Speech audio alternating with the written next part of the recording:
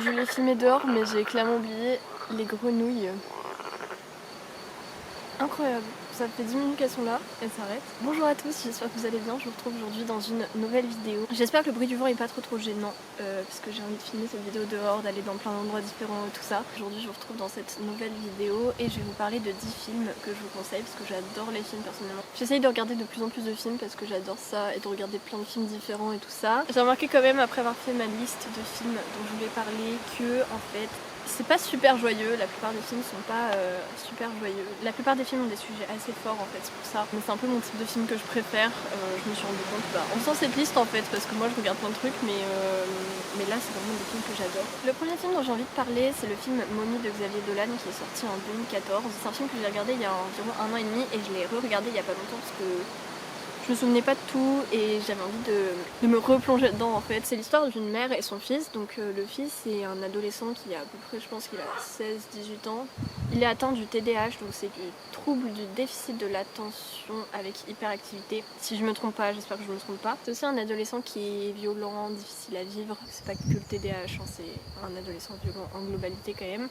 Et compliqué mais aussi très attachant je trouve. Et en gros cette mère va récupérer son fils, donc elle va récupérer la garde de son fils parce qu'il s'est fait virer en quelque sorte du centre dans lequel il était accueilli. Et donc on va suivre leur vie, on va suivre leurs difficultés financières, les difficultés qu'elle a avec son fils, les difficultés dans leur relation aussi parce que c'est un peu compliqué. On va aussi rencontrer leur voisine qui est une femme mystérieuse un peu avec laquelle ils vont commencer une amitié. Et le film en fait c'est des montagnes russes émotionnelles, vraiment du début à la fin ça fait ça. Il y a des moments de nostalgie, il y a des moments euphoriques et puis il y a des moments où c'est très dur, il y a des moments super forts. Donc, la mère s'appelle Diane, le fils s'appelle Steve et Steve est aussi pas super bien avec lui-même, enfin il se rend compte que parfois il pose des problèmes à sa mère, on voit son mal-être, ses difficultés à lui aussi d'être dans cette situation, les difficultés de la mère, ses difficultés à lui. Je vous fais un résumé sans spoiler, donc je vous fais un résumé très succinct, juste pour vous donner envie de le voir. Et il y a un côté esthétique aussi qui est magnifique dans le film. Il y a des couleurs qui donnent un aspect hyper nostalgique, il y a des couleurs un peu plus bleues. Le format du film aussi, le film il est en format carré. Sauf à quelques moments, genre dans des moments d'euphorie, de liberté, de bonheur, où le format s'étend en fait au format film traditionnel. Il y a des scènes avec de la musique aussi qui sont magnifiques. Vraiment esthétiquement le film est magnifique et l'histoire est magnifique aussi, donc je peux que vous le conseiller. Voilà. Ensuite pour le prochain film, je vais vous parler de 120 battements par minute de Robin Campillo, qui est un film qui date de 2017, donc qui est assez récent. Soit il y a le tracteur, soit il y a le vent, il y a toujours du bruit, toujours. Donc 120 battements par minute, ça se passe dans les années 90 et c'est l'histoire de ACT UP Paris qui est une association qui lutte contre le sida. ACT UP c'est une association qui mène des actions, qui organise des manifestations, des thérapies pour les personnes malades et atteintes du sida et qui agit encore plus pour les minorités comme les prostituées, les toxicos et les personnes homosexuelles qui sont à cette époque-là beaucoup plus touchées par le sida. Leur but c'est surtout de faire réagir les laboratoires pharmaceutiques pour avoir des vrais traitements et des traitements plus adaptés et aussi de faire réagir le gouvernement qui à cette époque-là fait pas non plus énormément de choses. Et on va suivre surtout en fait l'histoire de Nathan qui est un nouveau militant qui s'engage dans cette association et qui va rencontrer Sean qui lui est atteint du sida. Et donc le film c'est à la fois la rencontre entre Nathan et Sean et leur relation, et à la fois un peu l'histoire du combat dans les années 90 des associations qui luttaient contre le sida. Parce que dans les années 90, il y avait beaucoup moins d'avancées dans les médicaments et beaucoup moins de sensibilisation. Et le but de cette association, c'est vraiment de faire avancer les choses. Donc le film est super parce que d'un côté historique, on a un petit peu l'histoire des combats et tout ça, de l'avancée dans la lutte contre le sida. Et à la fois, on voit des personnes qui sont atteintes du sida, qui sont séropositives. Donc ça permet de voir vraiment à travers des personnes qui sont touchées par cette maladie et de voir quelles peuvent être les conséquences, quelles peuvent être la vie des personnes qui sont séropositives. Et donc il y a un côté un peu historique, enfin historique c'était il y a 30 ans, c'était pas il y a 3 siècles, mais c'est quand même un côté historique et puis un côté aussi sensibilisation. Et c'est un super film pour en apprendre plus sur comment vivent les personnes séropositives. C'est hyper touchant, les émotions, pareil, vous êtes servis. Et je pense que le fait de suivre et de s'attacher aux personnages, ça impacte encore plus, beaucoup plus que si on nous faisait juste un cours théorique sur les conséquences de la maladie et comment les personnes peuvent le vivre. Le fait de voir des personnages et de s'y attacher pendant tout le film, ça permet d'encore plus se rendre compte de ce que c'est réellement cette maladie et de tout ce que ça peut engendrer. Et c'est par des films comme ça qu'on en apprend le plus. Le film concrétise vraiment en fait ce qu'on peut nous dire et nous montre vraiment la réalité des choses et ce que ça peut vraiment être. C'est un film super touchant qui est assez difficile forcément parce que ça parle pas d'un sujet hyper joyeux, mais c'est un film vraiment très bien.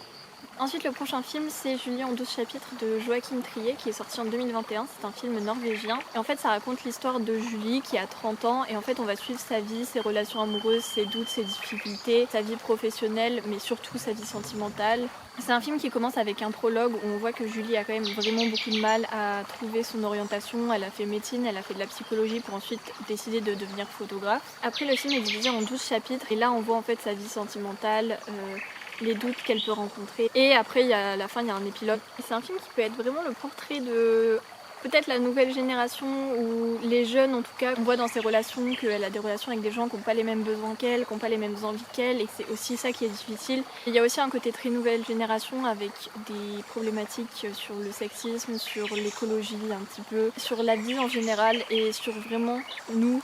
Et comment des personnes plus âgées que moi, bien sûr, parce qu'elle a 30 ans, mais comment les gens peuvent vivre les choses et un peu la pression sociale aussi et plein de trucs. C'est un film que j'ai trouvé très agréable à regarder, qui est parfois léger et parfois plus difficile. Et je pense que c'est un film qui peut vraiment toucher beaucoup de personnes parce que c'est des choses par lesquelles beaucoup de gens passent. L'image du film est magnifique. Des images super belles, la mise en scène est super belle. Et je vous conseille ce film parce que c'est un film dans lequel je pense que chacun peut se reconnaître, au moins dans certaines parties, et qui est vraiment dans des problématiques plutôt actuelles. Un autre film dont j'ai envie de parler, c'est le film Shutter Island de Martin Scorsese qui est sorti en 2010. Donc c'est un thriller. C'est en 1954, c'est un marshal joué par Leonardo DiCaprio qui va être envoyé sur une île, donc sur Shutter Island, avec un autre marshal je crois, enfin c'est quelqu'un pour l'aider, et il va devoir mener une enquête parce que sur cette île il y a un espèce d'hôpital psychiatrique entre guillemets. C'est des patients considérés comme très dangereux qui sont emprisonnés, par exemple des tueurs en série, des meurtriers, des gens qui ont tué leurs enfants, enfin plein de trucs. Et en fait il y a une des femmes, donc une des patientes qui a disparu, et lui le marshal est envoyé en fait sur l'île pour mener l'enquête et retrouver cette femme. Ça c'est le résumé vraiment très basique. Après il se rend quand même compte qu'il y a pas mal de choses bizarres sur cette île, que les patients sont étranges, que la façon dont se comporte le personnel est très étrange. L'histoire c'est pas que l'enquête par rapport à la femme qui a disparu, c'est aussi l'enquête sur l'hôpital psychiatrique et comment sont les médecins, pourquoi ils sont comme ça. Ils mènent l'enquête et ils se posent pas mal de questions parce que tout sur cette île est quand même super bizarre. Il y a un climat hyper hostile, hyper oppressant. J'ai adoré ce film parce que c'est un thriller et genre c'est vraiment tout le long du film en émotion, c'est là quoi, genre c'est hyper intense. En plus le film retourne le cerveau, enfin les thrillers en plus c'est vraiment le genre de film, ça retourne la tête. Le prochain film dont je vais parler c'est un film qui date de 2021 et c'est Les choses humaines de Yvan Attal qui est adapté du roman de Karine Thuil qui porte le même nom je crois. Dans Les choses humaines on suit un jeune homme qui a une vingtaine d'années je dirais, qui a un père qui est journaliste je crois et une mère qui est extrêmement engagée au niveau féministe, au niveau du harcèlement envers les femmes etc. Et ce jeune homme va se retrouver accusé par la fille de son beau-père de l'avoir violée. Et on va suivre les deux personnages, la fille qui l'accuse et lui. Il y a une procédure judiciaire qui est engagée, donc en fait le jeune garçon nie complètement avoir violé cette jeune fille et cette jeune fille par contre affirme qu'il l'a violée et en fait on voit les deux personnages et leurs deux points de vue. C'est un film très actuel qui est vraiment centré autour de la notion de consentement, qui dépeint vraiment je trouve la société actuelle, le pouvoir des médias, qui montre la procédure judiciaire qui va après cette accusation de viol, qui montre les rapports entre les hommes et les femmes et surtout la notion de consentement, de désir, d'imposer son désir, etc.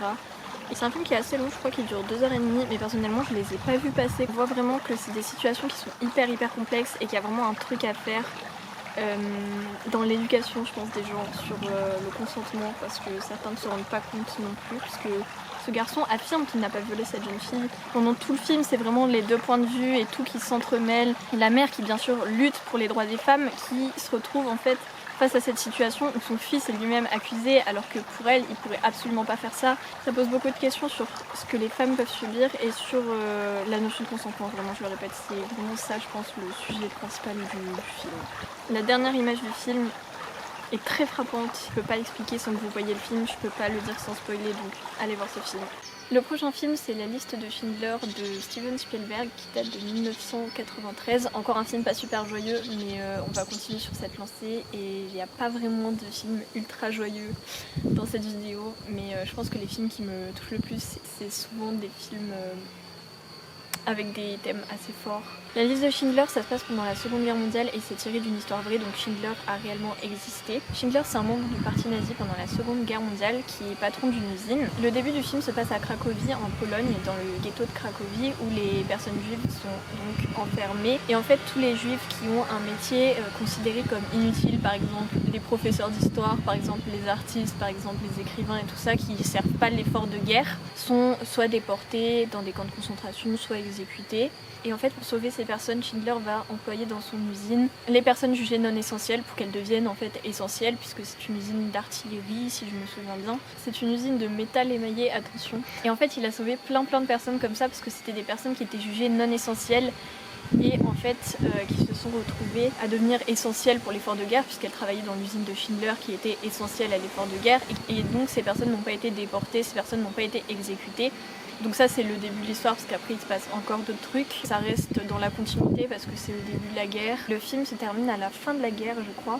C'est un film que j'ai adoré, déjà parce que j'adore les films qui se passent pendant la période de la Seconde Guerre mondiale. Je sais pas pourquoi, c'est un sujet que je trouve hyper intéressant. Même si l'époque est horrible, j'aime beaucoup les films qui parlent de cette époque. Et c'est vraiment un film où je suis restée dedans pendant les 2 heures, je crois, qu'il dure. Il n'y a pas de moment d'ennui, il se passe toujours quelque chose parce que le sujet est hyper fort. C'est incroyable de voir que ce film est tiré d'une histoire vraie et que c'est un membre du parti nazi qui a sauvé en tout à peu près 1200 juifs pendant la guerre. Ce qui, par rapport au nombre de victimes qu'il y a eu en tout, est dérisoire, mais qui, en termes de personnes, représente quand même énormément. 1200 personnes, c'est incroyable. Et même si face à ce que les humains ont pu faire à ce moment-là surtout, et à ce que les humains font toujours d'ailleurs, ça donne vraiment envie de désespérer. Ça montre quand même qu'il y a certaines personnes qui sont de bonnes personnes et qui sont prêtes à aider les autres. Et ça redonne un petit peu d'espoir en l'humain. Parce qu'il existe encore des personnes, et c'est des personnes qui ont existé même dans les époques et les moments les plus sombres vraiment de l'histoire.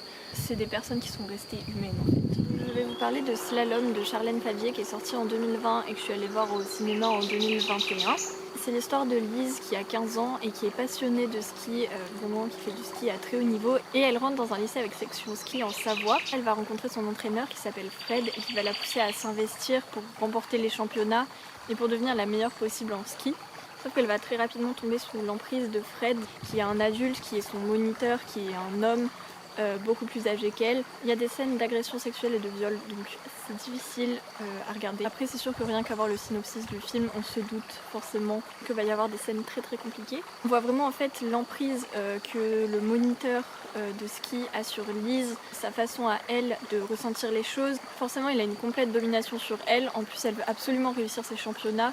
Elle est vraiment tiraillée, elle est super jeune face à ça. Tout est filmé de son point de vue, on voit vraiment comment elle ressent les choses. Et il n'y a rien qui est enjolivé. C'est vraiment filmé du point de vue de la victime, comme ça on voit vraiment son point de vue. En plus, la réalisatrice Charlène Favier a elle-même subi en fait des abus sexuels dans le milieu du sport. Elle n'a pas raconté là son histoire à elle, mais c'est une histoire qui peut se rapprocher de la sienne, je pense, dans un sens. Et surtout, ça apporte un côté très juste et très réaliste, parce que quoi de mieux que les personnes elles-mêmes victimes de viol pour en parler. Je pense qu'il n'y a que ces personnes qui peuvent retranscrire ça et qui peuvent apporter un regard dessus, et ça donne un côté hyper réaliste et hyper juste au film. Et c'est filmé du point de vue vraiment de la personnage principale, de celle qui est victime, et il n'y a rien qui est enjolivé et c'est vraiment très bien fait.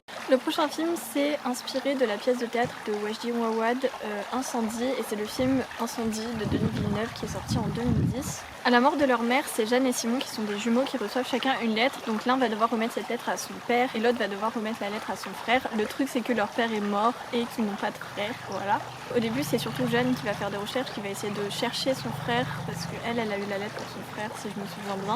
En fait, ça va les mener à découvrir l'histoire de leur mère et tout ce qu'elle a vécu avant d'être enceinte d'eux et avant d'accoucher d'eux. Et en fait, leur mère plus jeune vivait en temps de guerre, donc c'est une guerre qui est complètement fictive, c'est pas un truc hyper précis, enfin c'est pas quelque chose qui est déjà arrivé, mais ça peut s'inspirer de plein de guerres qui sont passées. Et ils vont découvrir l'histoire de leur mère et l'histoire de leur frère et l'histoire de leur père, voilà. C'est un film que j'ai adoré, mais qui est un peu horrible, enfin je saurais pas comment le décrire autrement, mais il y a quand même du viol dedans et d'autres sujets un peu de ce même type, donc je vous préviens quand même.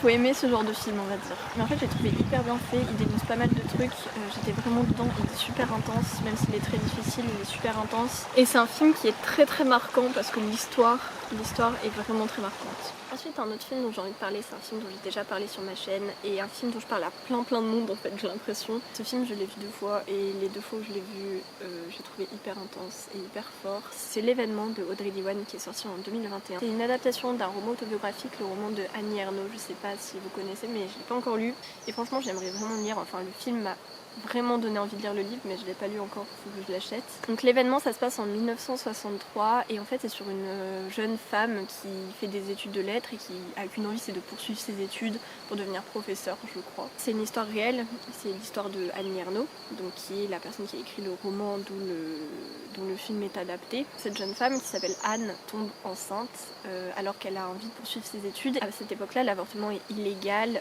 et dangereux, donc parce qu'il peut pas être fait en hôpital. Avant, c'était pas fait dans les mêmes conditions quand même. Même si l'avortement est illégal, pour elle, c'est impensable de garder le bébé. Et donc, elle va chercher à s'en séparer. Elle demande de l'aide à des médecins, mais la plupart sont contre l'avortement. D'abord parce que c'est illégal et ensuite parce que c'est pas du tout dans les idées de la société à cette époque-là de laisser les femmes avorter. On va suivre cette jeune femme donc dans sa recherche un petit peu de comment se séparer du bébé.